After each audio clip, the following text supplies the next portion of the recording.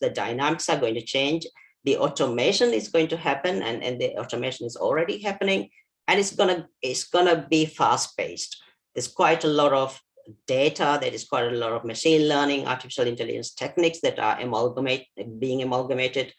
So when the automation starts happening, and you will see most of the mundane tasks, mundane activities, whether it's in healthcare, whether it's in hospitality, all these tasks will eventually get automated.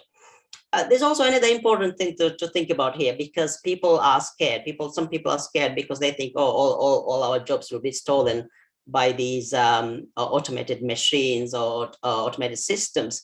I don't believe so.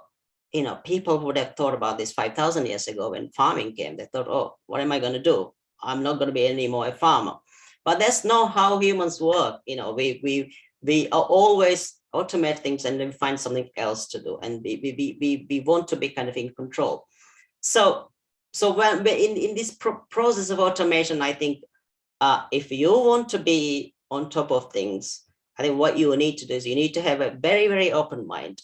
I can tell you from my own life in this, I started as a mathematician, and then I did so as a mathematician, you are essentially like, if you're a pure mathematician, you live in a different world. You don't really live in the real world, because everything is very elusive, and you're working on theorems and proofs, and you're actually looking at the entire universe, not the real world that we have.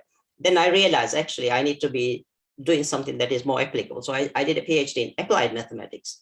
And then now I'm sort of a computer scientist. So I'm looking at real world problems and trying to solve real world problems, applying mathematics and computer science. So really, I think that the point I'm trying to make is that kind of open-mindedness, that kind of agility needs to be there, and adaptability is there. So